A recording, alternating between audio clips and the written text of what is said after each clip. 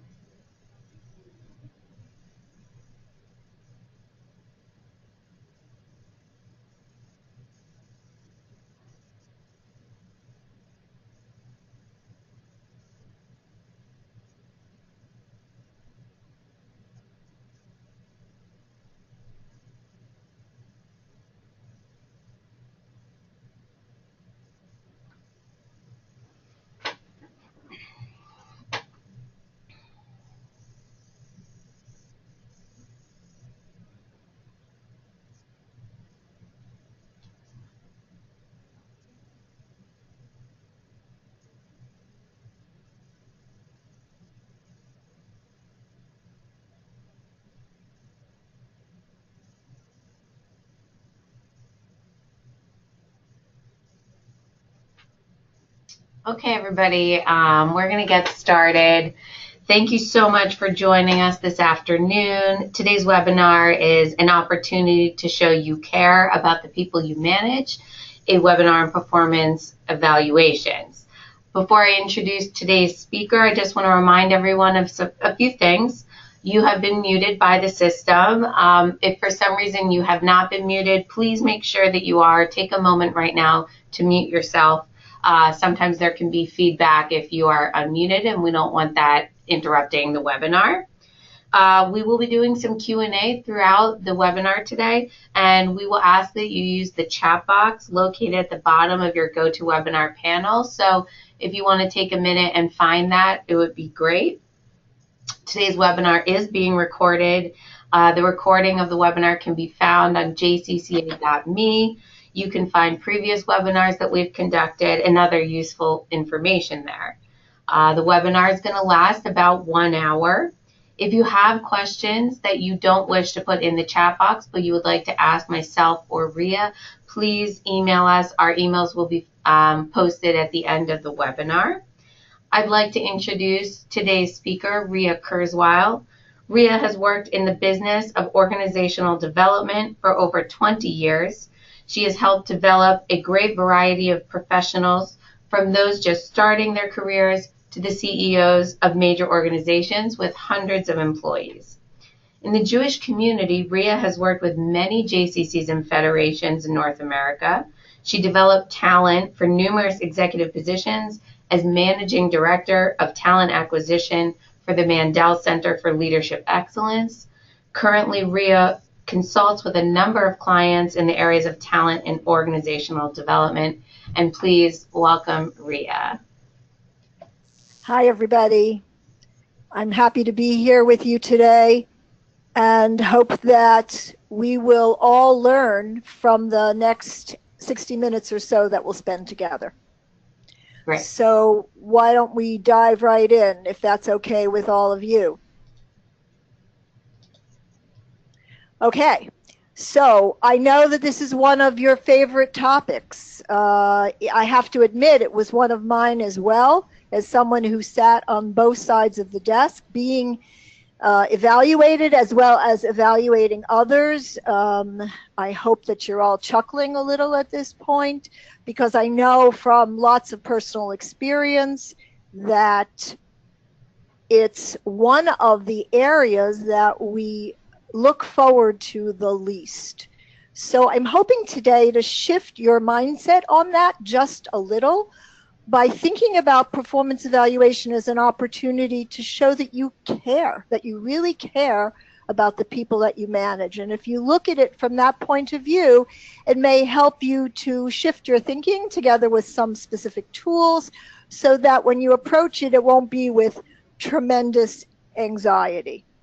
Okay, so as Ellen so kindly said, I've been working in the world of professional and organizational development for over 20 years. It seems like just yesterday when I was an intern learning from some wonderful partners and mentors in the field. I think one of the things we need to remember, and it relates back to caring about the people who we manage, is that we all learn from each other. And if we keep that in mind, we learn from the people who came in front of us, and we learn from the people who come up behind us as well. And if we keep that in mind, I think that attitude, that change, that shift in attitude will help us to look at performance evaluation a little differently. So let's dive in. Why should you bother? You know, this is a basic question everyone asks. Do I have to? Everyone hates it. It creates so much stress. I've been managing fine. Why should I go forward? Well, let's look at the evidence. Research talks to us and says that we should bother because whether we do it or not formally, performance is rated all the time. Whether you have it or not, you can do it honestly in a transparent manner, or people will do it anyway, and you won't know that you're being evaluated. Harvard Business Review talks about performance review being done even when companies say that they're eliminating it.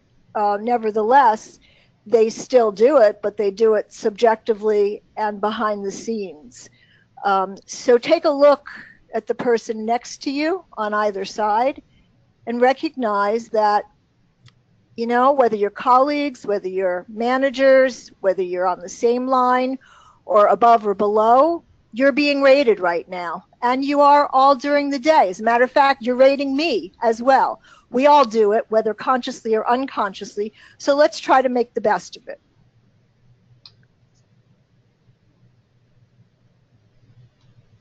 One of the most important things about performance review is not the fact that you're doing it for because you have to, but because you're trying to give someone clear feedback. It's not about being critical. It's setting those people up for success. So again, that's the focus. And by the way, if you don't read the New York Times Corner Office column, which appears weekly in the business section on that inside front page, I highly recommend it. It gives you some really good tips to look at for during your week. And what does the JCCA say about performance evaluation? Well, interestingly enough, in the last benchmarking study, while it talked about 42% of the people who engaged in that study feeling that performance evaluation was helpful, think about the converse of that. That means that 58% of JCC employees who participated in that study felt that performance evaluation did not have a meaningful impact on their career. We need to change that. We need to change that by the way we approach it. And as a matter of fact, the benchmarking study further said that when performance evaluation is done well, it does make a difference. So let's dive in and let's make a difference. Now that we know that we need to do it, that it's valuable, what do you think is the purpose of performance evaluation? What would you say when you're thinking about doing performance evaluation? Why don't you throw up in the chat box, some of you, any of you, what your attitude is about why you do performance evaluation of the people on your team?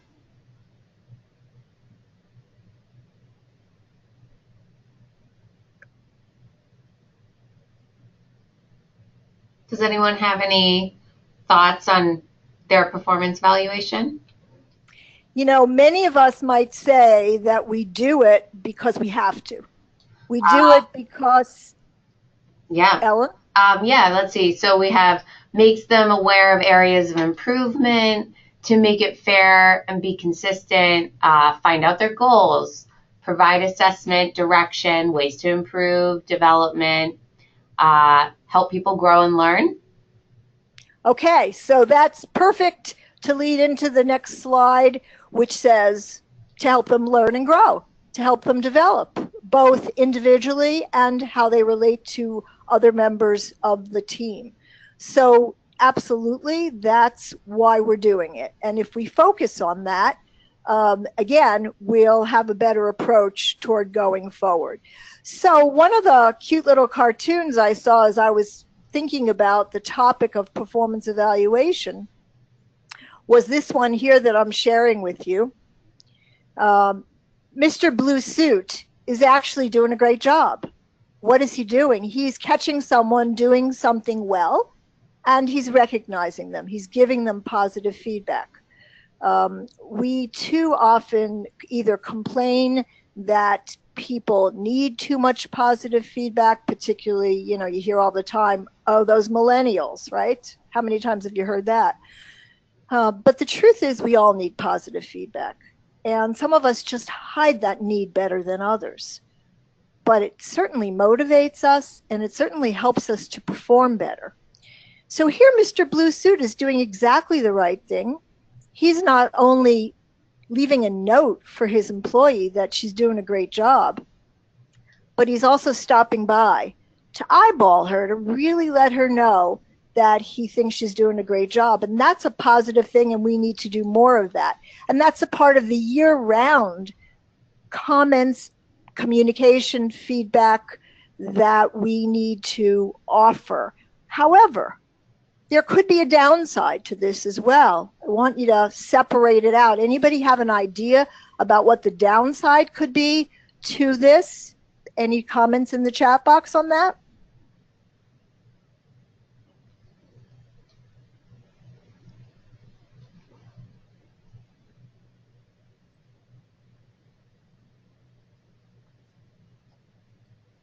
Not specific about what she did well. That looks like a good one. Maybe taken negatively. Okay, so those are both great comments. Need to be specific. And the need to be specific. And my concern, and those are all very smart. The be specific, I think the notes in terms of the official performance evaluation would reflect on the specifics of it, but those are really good. What I'm concerned about is that some of us, many of us, find ourselves very pressed for time. Time is always an issue. We never have enough time to do everything that's on our plate, and the list keeps growing. You check one thing off your list and you have 5 more things to deal with. My concern is that Mr. Blue Suit here is a very busy guy. You can see that because he doesn't have a whole lot of hair left. He's losing hair day by day. He's going to say, look, I've given her great positive feedback. I continue to do it on an ongoing basis. Maybe I don't have to do a formal performance evaluation. She knows how she's doing. She knows she's doing well. So my concern is that it might help someone feel like they got off the hook and they don't have to invest in the serious performance evaluation. And clearly, that's a very different process. And you're going to get more involved in specifics there, as someone mentioned. You're going to get more involved in critique there, as someone mentioned.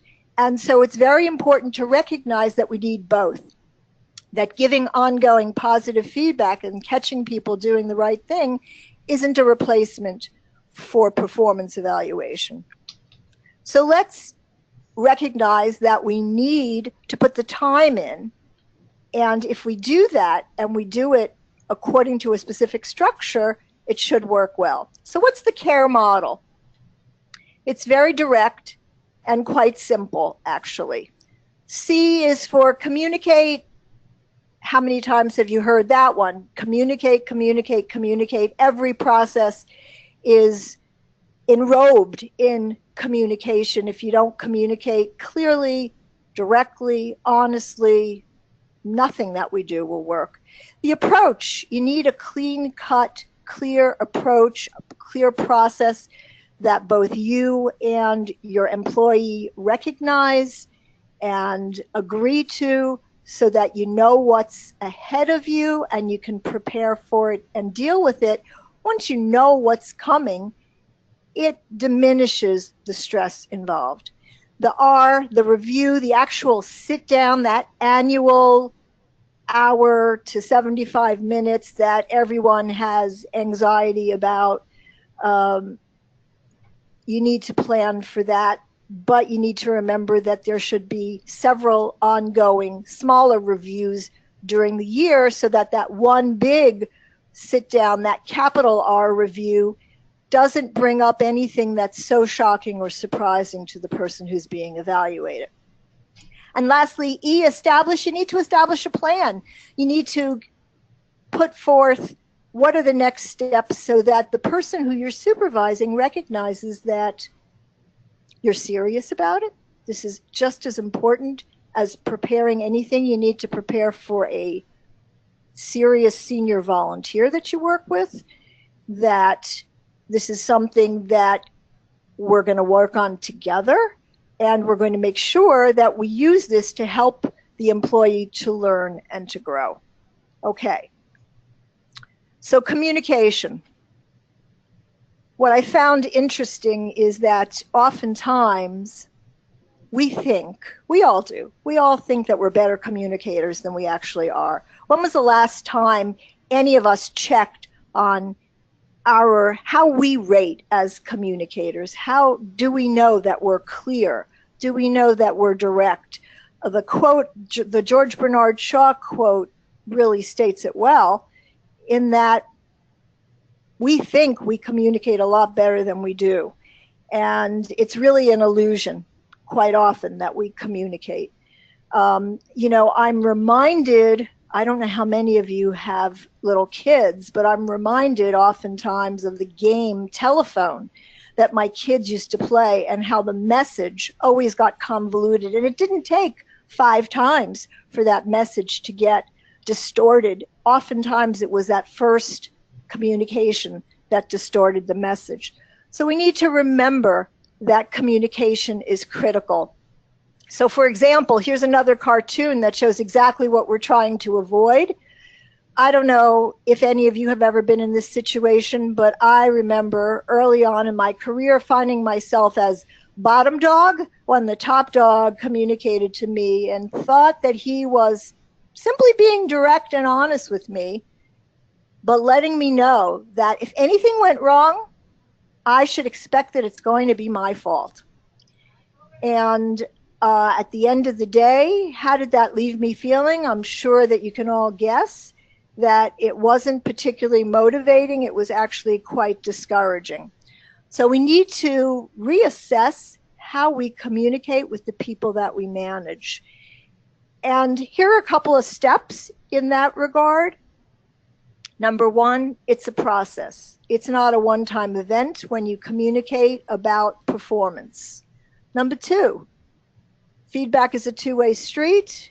You need to make sure that the culture, the tone, the atmosphere that you set is one where your employees feel comfortable sharing their ideas, sharing their feedback with you, making it a dialogue, not feeling that when you say something to them, that's the end of the conversation, and that must be godly because it's coming down from their supervisor. You need to step back and make sure that you allow space and room for them to speak and to grow as well.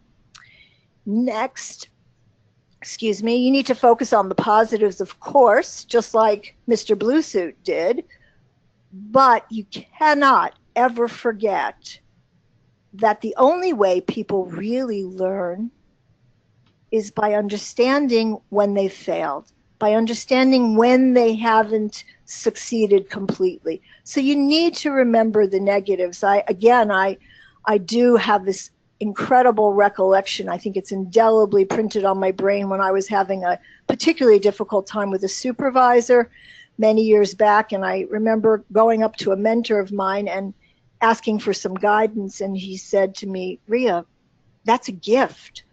what he's sharing with you is a gift, because if all you ever heard were the positives, you'd never learn. You'd never become a better professional. So you have to remember that it's the attitude and the way that you communicate those negatives with the person who you're supervising, because it's those negatives that will help them learn and grow. And lastly, of course, you need the plan. You need to have a specific set of goals and understandings about what you're trying to accomplish. And that comes out of that performance evaluation as well. Okay, so we know that communication is critical. We need to be careful about how we communicate. We need to do that on a regular basis in everything that we do, not just performance evaluation. But now that we know that that's critical, let's break down the process and see what are we communicating about. So what we're communicating about, here's the process, here's the approach to setting up the performance evaluation. First, we're going to separate out the person from the job. And we're going to take a look at the job, and we're going to look at what are the skills, what are the attributes that are necessary for this job to be performed well. Okay? One way that's pretty simple to identify those priority skills and attributes is, hopefully, if you have job descriptions for the people that you supervise. Because in those job descriptions should be the list of skills that are necessary, as well as the attributes that are necessary for that job. And once you build that as a skeletal model, you can then gather notes and data around that to build the outline that you need to use for that performance evaluation. So let's break it down a little further. What are skills and what are attributes? Let's make sure that we're all looking at these words in the same way so that we know what we're looking for. Anybody want to take a shot at how you would define skills? What is a skill?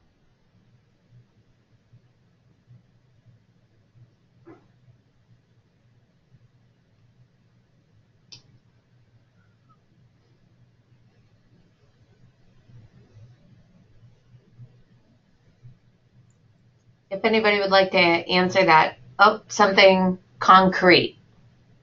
Okay, right, something concrete. And what about, while we're at it, anybody else who wants to throw something up in the chat box about what's an attribute? What's a skill and what's an attribute? Because we want to be clear about what we're looking for when we evaluate the people who are responsible for evaluating. The process of evaluation is subjective enough. We're trying to bring objectivity to it. And the way that we do that is by focusing on specific skills and attributes. So some answers. For skills, a practical thing that needs to be done, something you can learn to do. An attribute are subjective. A skill is a learned process or technique. An attribute is a personality trait. Skill is a requirement to get the job done. So those are some answers people wrote in the chat. Terrific. Thank you all so much. That's great. I think you hit the nail on the head. I refer to skills as competencies. I'm sure you've heard that. That's the classic HR lingo that's used. Competencies, a mastery of something, an expertise, a learned, the emphasis on learned. I think you hit the nail on the head, because skills are learned and you master them over time. The attributes are characteristics. They're qualities. They're an inherent part of someone typically, and it's not typically something that you learn. It's usually something that's inherent in an individual.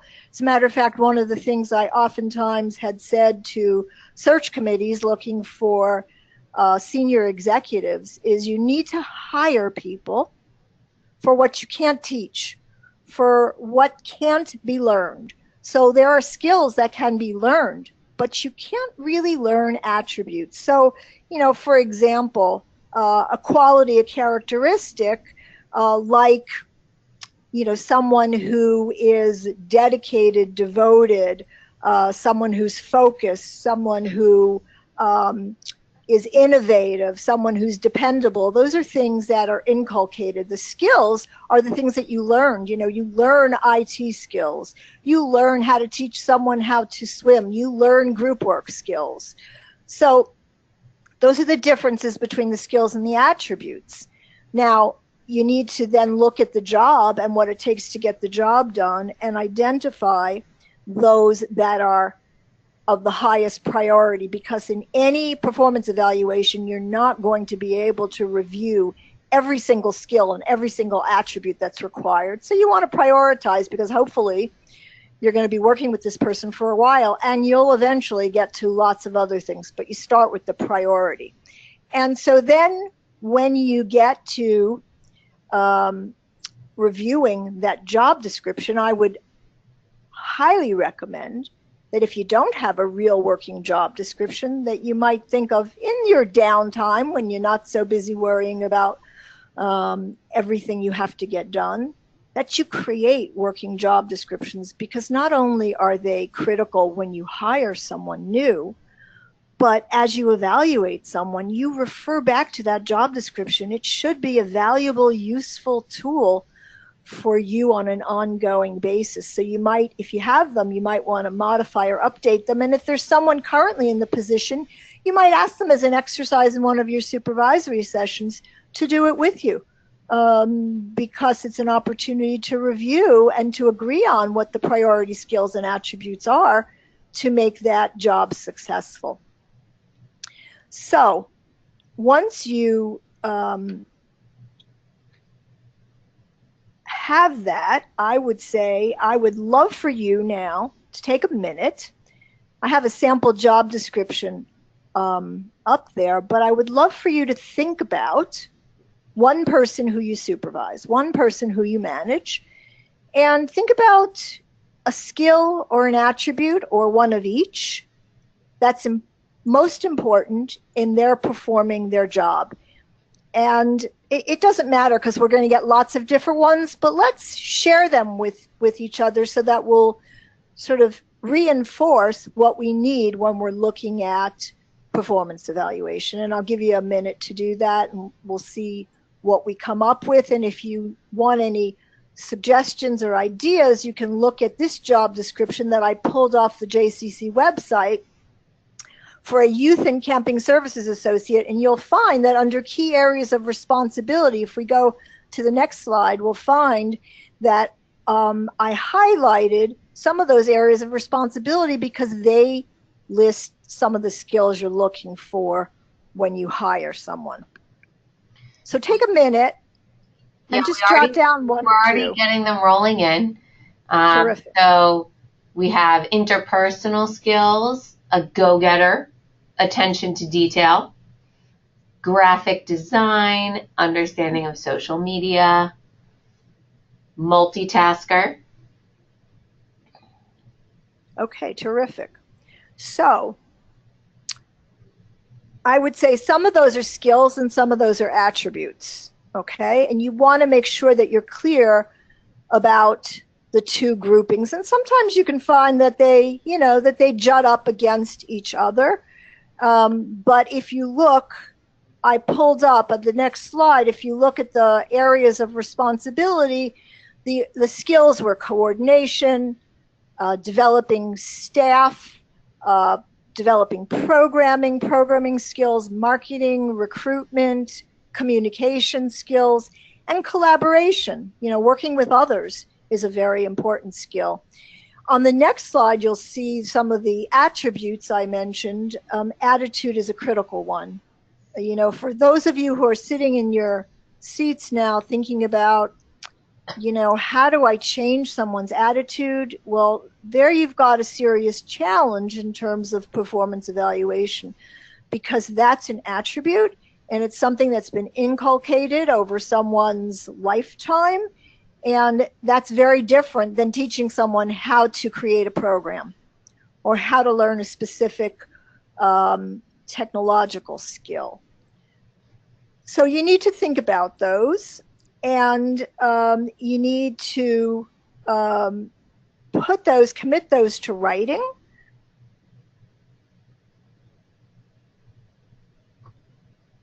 On the next slide. So just to review, you've decided on the attributes, you've decided on the skills, you've decided on the priorities, you've sat down now with your employee, and you've shared those skills and attributes that you've committed to writing so that you both have the same. The next slide was the right one. You can, that's okay, it's okay. They kind of one slides into the other, no pun intended. You both need to know where you're going with this performance review. It's not a surprise, okay? Again, that should help ease some of the stress and the anxiety. So you sit down with your employee initially, and you've identified those 5. It can be 4. There's no magic number. You don't want it to be too many. Those skills and those attributes that you believe as the manager are most important in the performance of this job. You've committed them to writing, and you're sharing them with your employee so that the employee knows what you're looking at and can give it advance thought and advance planning as well. Again, relieves some of the stress, gives them the opportunity to think about the same things you're thinking about, so that when you come together, it's not that you're first addressing something. You've thought about it from a clear vantage point of, what did I do right? What did I excel at? What do I need some help with? Where am I more challenged? You want to encourage your employee to think in that same way that you're thinking, that here's an opportunity to benefit from sitting down and investing the time and the effort in helping them to do better at what they're doing, and recognizing what they do really well, and in helping them to improve where they need improvement. Again, it's that attitude of caring and concern about the growth of that person. So if you both come to it with that attitude, we'll be on the same page and we'll do well. So you share that with the employee. The employee goes off and does his or her own thinking about it. And then you need to do some work. Here's where your time and effort will really pay off if you invest in this. You need to review your notes from the previous year. You need to see where comments and situations occurred that relate to those skills and those attributes, so that you can share them with your employee during that capital R review session. You can't do that off the top of your head, which is why taking notes at each supervisory session is critical, because you need that to refer back to in order to have a meaningful performance review. You need to, again, check for the positives as well as the negatives. You need to be specific. Now, in addition to that, and I created a little grid for you to take a look at. You can create whatever works for you. This I just thought was a simple way of putting together for both you as the manager as well as your employee the list of skills that you're evaluating, as well as the list of attributes. Your employee has the same sheet that you have. Your employee can take notes and write down comments based on reviewing his or her notes from supervisory sessions during the year, as well as, if they choose to, talking to their colleagues about how they see them. You know, the more we encourage people to have an open attitude and share, the more we can learn from each other. And that doesn't only mean supervisor to supervisee, manager to employee. It also means peer learning. There's a lot of research about the power of peer learning. And so your employee can certainly gather data from their peers as well in preparation for that capital R review session. What I'm going to really encourage you to do as well in that other column there for other colleagues is for you to talk to other colleagues. I think it's optional for your employee to do that, but I think for you it's essential because it shouldn't only be your opinion of the person who you're supervising. You should really gather opinions, facts, information from others as well, so you have a broader perspective of how this person is doing, because as we know, there's a great deal of subjectivity in any performance evaluation. There's a great deal of subjectivity in our relationships to people. We know that we relate better to some than others. And so you want to try to factor in as much objectivity as you can into this evaluation process. So when you talk to other colleagues, what you need to do is make sure that you get specifics from them. You need to make sure that you don't get vague statements that won't be terribly helpful to you when you sit down and talk to your employee. So for example, you go to a colleague who you know worked with this person who you're supervising on creating a big event for the JCC. And you say, hey, Joe, how did Jim do in being a team member in putting this event together? And he might say to you, I'm not so sure that he was really always there and always willing to be an active participant in the process. Sometimes he was, sometimes he wasn't. So at that point, you can't write those notes down and simply walk away. You need to probe further. You need to ask, so Joe or Jim, whoever it was, you need to say, can you be more specific? It would be so helpful to Joe if I had something specific that he did or did not do in that process. Can you go back to your notes if you took notes? Or do you remember when you called together a meeting? Did he show up at the meetings? Did he volunteer to do follow-up that was necessary? Did he follow up in a timely manner, or was he late in getting things done? The more specific, the more helpful it will be to the person who you're evaluating. So those pieces are critical to the process. Then when you gather all that material together, you've got the core for that capital R review meeting. And now I'm going to go back to the communication piece, and you got a precursor of it. You could see the next little image.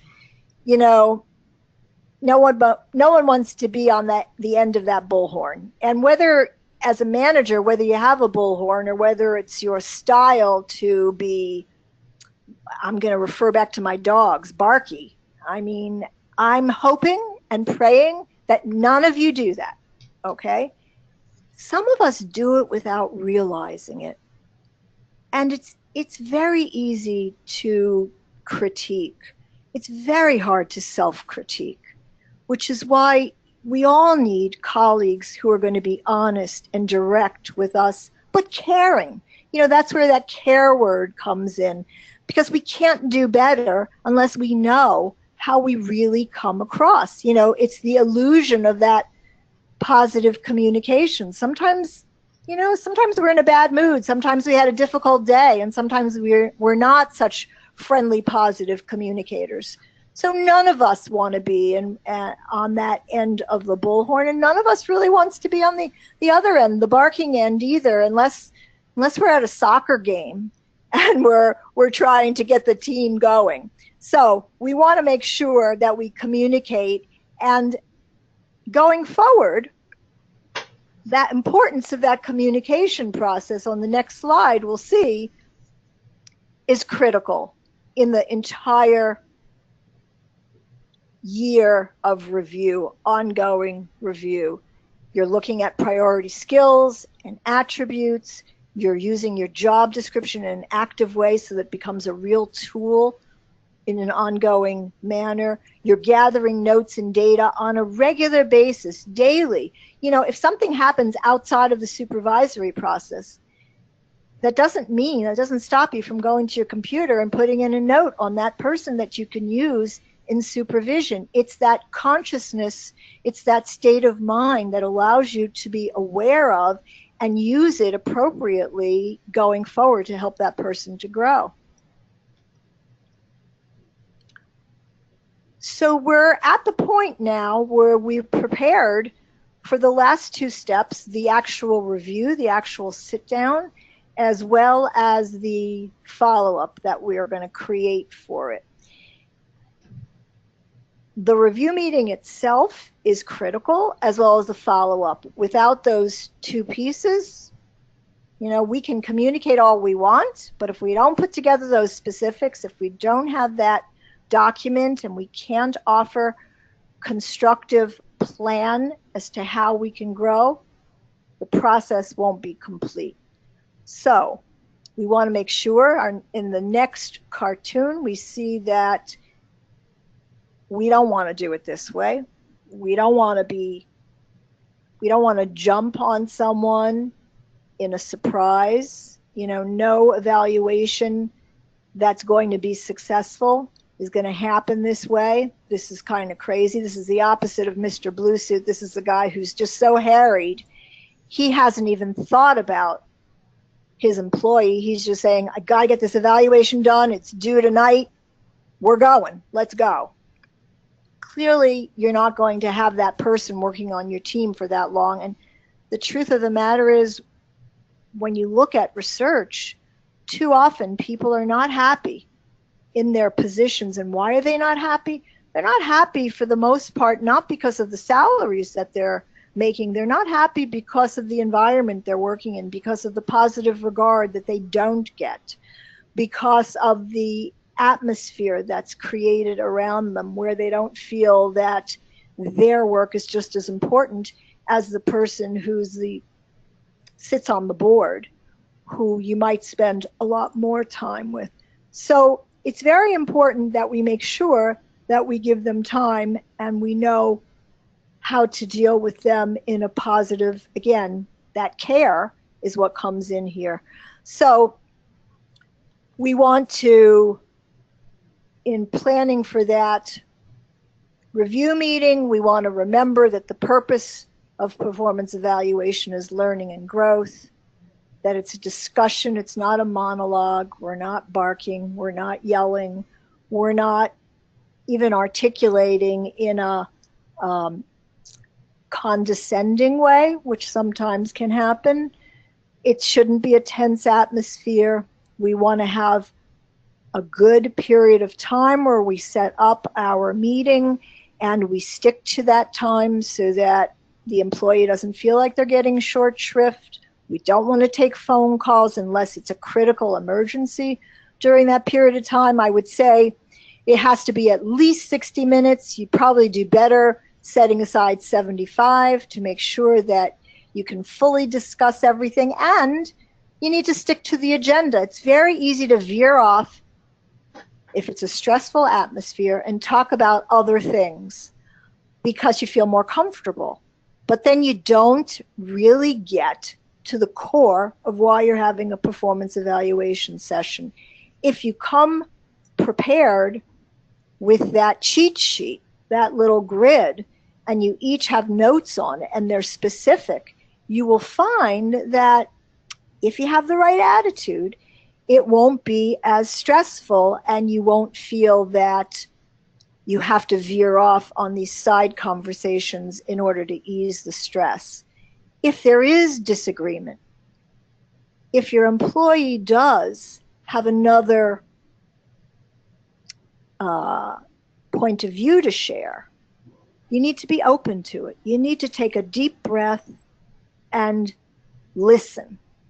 Those are skills also. Listening skills are critical. And in order to communicate well, we need to know how to listen. You need to listen to that employee. And whether you think they're right or you think they're dead wrong, it doesn't matter.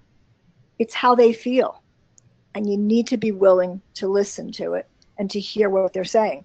And if you can do that, I think you will begin to establish a more positive relationship, and they'll walk out of that meeting feeling heard and feeling that you care about them. Then at the end of that session, you want to do the last piece. You want to set up those steps, those next steps, that plan for improvement. Too often we forget that. And we think, oh, gosh, I'm so glad I'm done with that. The performance review is done for another year. We're good. I can hand it in. We can agree on it, and we're good to go. Now I can get back to my real work. Well, this is part of your real work, because at the end of the day, when the people who you manage grow and learn, they're going to go off to other positions. They're going to be promoted in your organization, or they're going to get another job, a larger, more prestigious job in another organization. And you know what? You're going to be proud of them. You're going to be happy for them. And they're going to talk about what a great supervisor you were, because you encouraged them. You helped them to learn and grow. You invested in their development. How much do we each want to be invested in? We all want that. So we need to come up with a plan to invest in our employees' development, whether it's taking a webinar from the JCCA, whether it's going to a JPro meeting, or a particular organizational meeting that's in our area. It can be to help someone learn a skill. Maybe it's a time management seminar. Maybe the issue is that they have too much on their plate and they don't know how to prioritize. Or it might be as simple as saying, you know what, Joe, in our every other week supervisory session, what we're going to do from now on is we're going to take half hour and we're going to go through what's on your plate, and we're going to clear up any project issues, any programming issues. We're going to deal with any tasks. And then we're going to take 20 minutes at least to look at some of the bigger issues, to look at some of the challenges that we've pointed out here in our performance review, so that we can help you deal with them. And I want you to be able to come to me and talk openly about what you feel you've learned and where you feel you've stumbled and how we can address that. If you do it in a caring manner, ultimately that will provide both of you opportunities to grow, because we learn from helping other people to learn as well. So I'm done, and I'd love to know whether anyone has additional questions. So if you have questions, please write them in just as you've been answering Ria's questions. And if you have a question that you'd rather ask privately, you can email either of us after the webinar.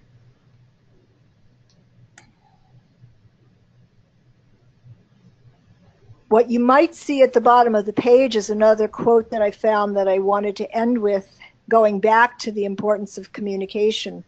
Because when you communicate well, you create a sense of intimacy and a bond with the people who you work with.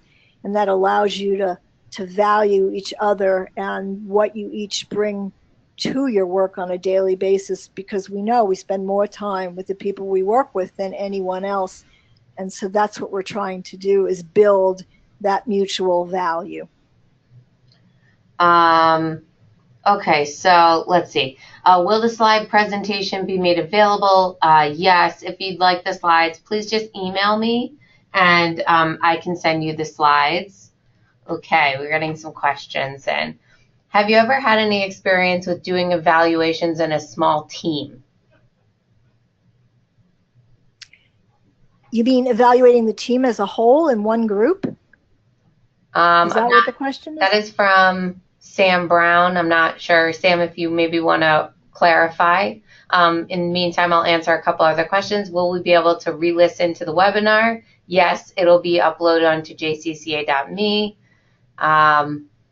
Yes, for those who asked about the PowerPoint, please email me and I will send them to you. Okay, here's another question. How would you approach a, okay, this webinar is a great approach for full-time staff. How would a manager with significant part-time staff, how would you apply this to part-time staff? Wow, okay, that's a great question. So clearly, you have the same relationship with a part-time person it's only for a smaller period of time. What you need to do is you need to be clear and specific about the time allotment that that you've agreed, that you've contracted, that they have given you. So let's say they work for you half time, just as an example, 50% of the time, you need to account for those hours. I would say that one good way of doing it is when you meet, that you have an accounting of what the expectations are and what the deliverables are, so that it's clear what you can expect of them. Once you have that clarity in terms of the expectations and the timeline for those expectations, then you can evaluate them based on that. But you need to have specifics. You need to agree on specifics. Where you get into trouble with part-time people and even with full-time people is because you haven't agreed on specifics of what's expected. Great, thank you. To clarify the question from Sam, he or she said yes, using the team environment as a way to evaluate each other. So okay. So that's, look, if you're willing to go out on that limb, that's a real sensitive limb, and that's very tricky. And I would say my only recommendation, I've never done this, I'm going to put that out there right now. So we're sort of treading, we're going to take baby steps here together. What I would say is, if the team is new, I wouldn't start that way. I would want to get to know the people on the team individually, and for them to get to know each other first before I would get into that. I would start with other team things that we can do. So if you want to do, for example, peer supervision, I would start with that first. You build a rapport, a relationship around that, and periodically for you as a manager to be a part of that as well, so that you're building and growing as a team to the point where you can trust each other, and that trust is enough to start building in components of evaluation. I would not use this approach in evaluating. I would say if you have a team that you get to the point where there is the trust to build in pieces of evaluation, I'd build a totally different model. And if you want to talk to me about that offline, I'd be happy to. It's a fascinating idea, and I think it has a lot of potential, but I think you'd have to build a separate, very sensitive process about how, and I think a lot of it revolves around your group work skills and how you would deal with a group situation. But it's a great idea. Okay, we have a couple more questions. Sam says, thank you. This is from Hannah. I've only been in my position for the past year. I was reflecting on the performance of each team member of the past year. Is it worth it comparing the performance from last year from another supervisor? So Hannah's only been in her position 1 year. Is it worthwhile for her to get performance information from the previous supervisor? So I would say absolutely.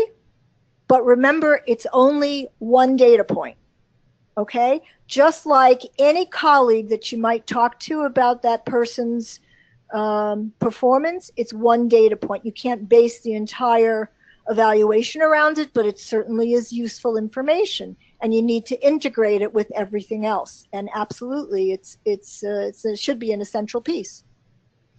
Next question from Aura. Hannah says, thank you.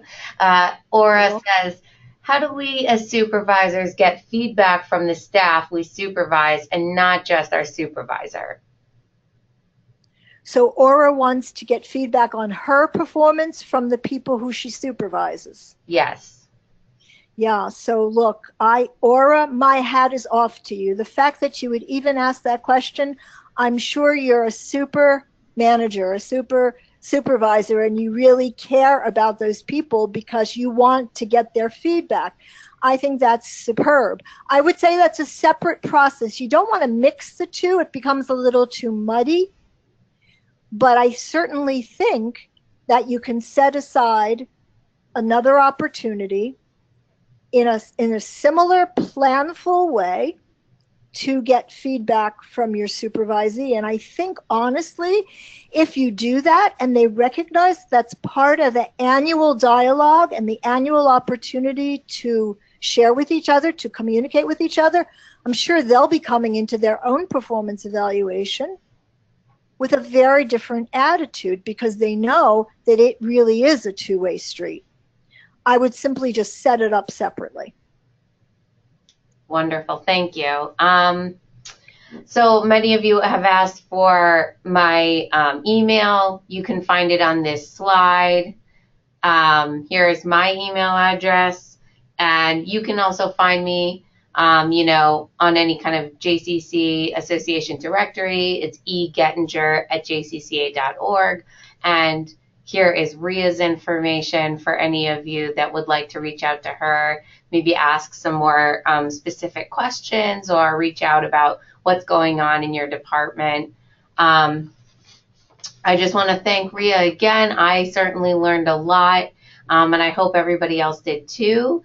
We appreciate you taking the time, and we hope you continue to join us for our webinar series. And thank you so much, Ria. We really appreciate it. Thank you, Ellen, and thank you all. Please feel free to reach out if you have follow-up questions. I'm very happy to further engage with you, and thank you, Ellen, for all your help with this. Wonderful. Take care. Have a great day. Have a wonderful day, everybody. Bye. Bye-bye.